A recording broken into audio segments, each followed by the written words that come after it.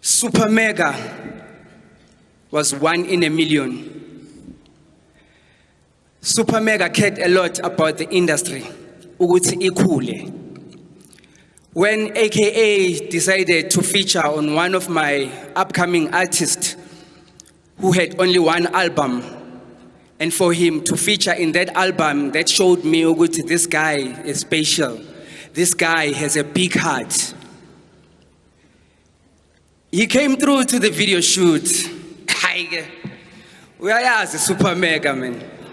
When we talk about levels, when we're at the Super Mega level, we're at the last level, at the top.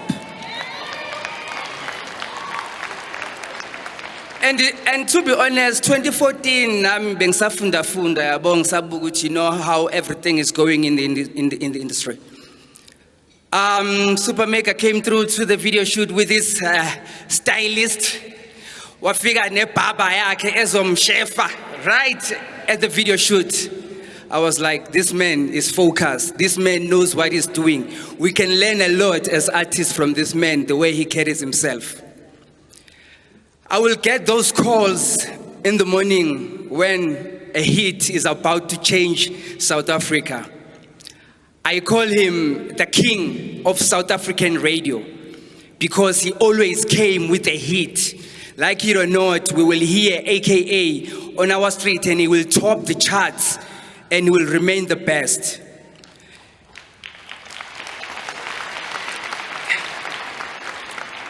And this time around, he called me, sent me a song from the Bovamania album.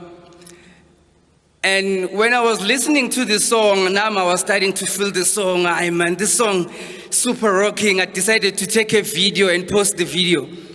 When I'm going back to the house, my wife, Kuku, says, did you listen to the lyrics of that song that you've just posted? I'm like, no, but the flow is nice. I'm not sure what he's singing about, but... And he was like, Zinhle is gonna block you, and I mean, me and Megas connected in a lot of ways. Business-wise, we'll do mega shows and we'll fill up stadiums. When he came with an idea to bring the orchestra to eThekwini, I was like, I'm so happy, and I'm gonna promote this show with the best way I can.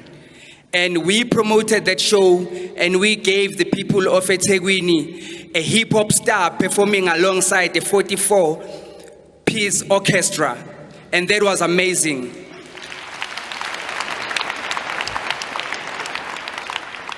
In closing, I would like to say, as South Africa, we need to do something about the crime in our country. Kubuhlungu when a brother you know is going to be killed in one of the busiest streets of Durban, Florida Road. It breaks my heart. I just wish that the government, the society, needs to do something about it. It's not about the dying of a celebrity, but it's about the safety of everyone who lives in South Africa.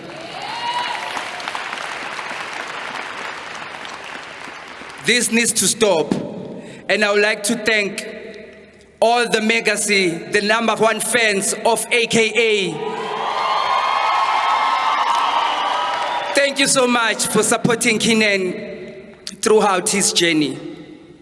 My brother, ngiyabonga ngokungithanda. Ukuthandwa wena kungiblessile. Ngazi ukuthi ifamily yakho ingakwazi ukuthi iduduzeke kulobu buhlungu ebuzwayo. Ngiyabonga.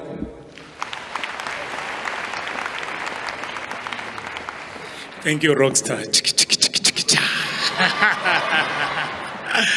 Yeah. No, Ash. It's a sad moment. It's been a heavy week for all of us, you know.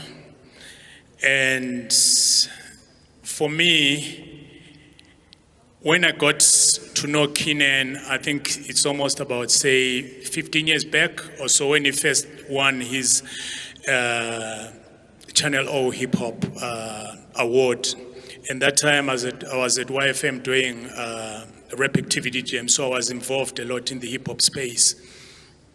And later, I didn't notice him that time, but I started,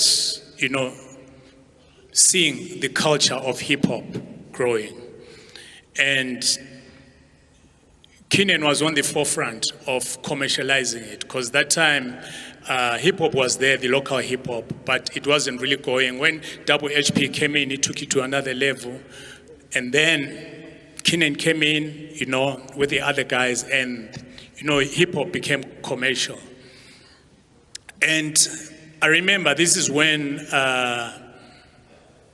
Casper came in as well, and I recall one time meeting them at the club.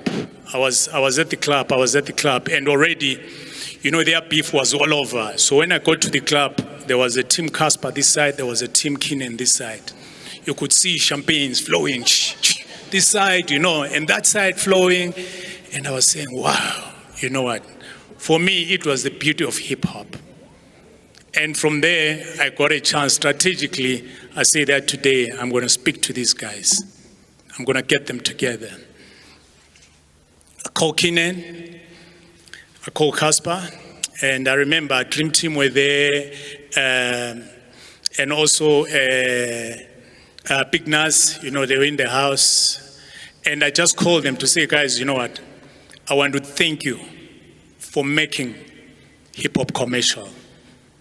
Because right now, hip-hop is we're starting to see the economy, growing, because hip-hop artists were getting booked and all that. But I know that we've got this beef, and, I've been in the Kwaito industry, we've had our beef. But you know what? You need to be careful how this thing, because some fans can take it otherwise.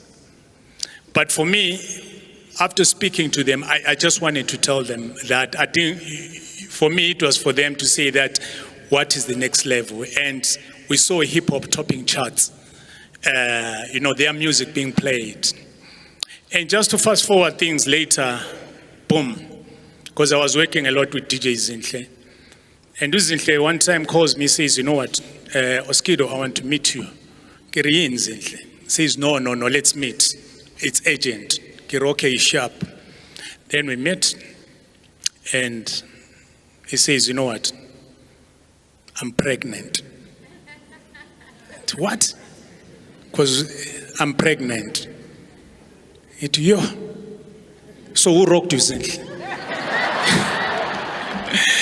Zinhle says, it's Kiernan. Kiri ubanu Kiernan. Because me, I didn't know him as Kiernan. Ubanu Kiernan. Ari AKA. Ari super mega. Ari yes.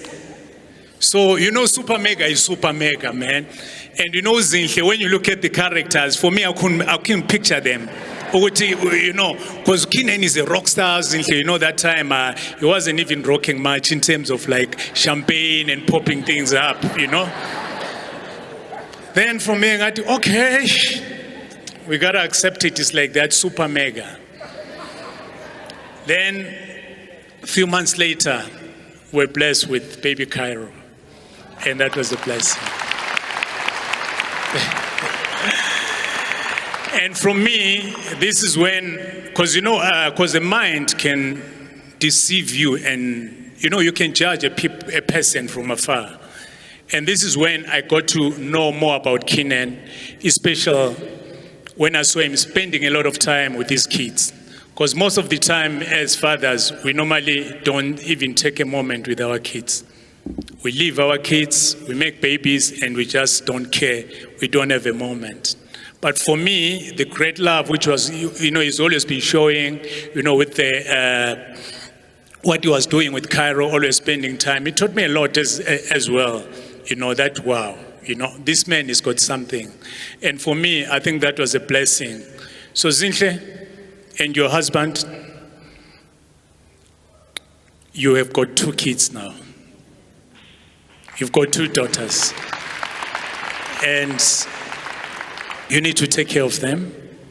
I know, finally, I met Uncle Tom. I met Uncle Tony, and also Lynn. I've always known you for a long time. And I know that you're going to have to play a major role in making sure that things happen. But lastly, to the Forbes family, you know, as you gather along like this, in a few weeks' time, all of us are not going to be here. You're all going to be alone. And this is when it's going to kick in. That Kiernan is gone. I know right now you're going to be promised a lot. I mean, when it happens in this, when a person comes in, some are going to promise you this and that and this and that and that. Don't have any expectations. For you, it's you as a family if you want to carry the Kiernan legacy, and you got to do it. We're all mourning.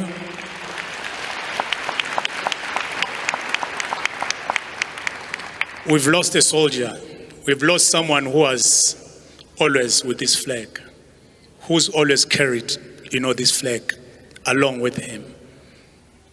And I remember a couple of days ago when I was at the house, and Ken, you said something which really moved me. Kiernan's mom said something which really hit me here. And we're just talking, and she said, you know what? I couldn't even come to terms with what has happened to my son.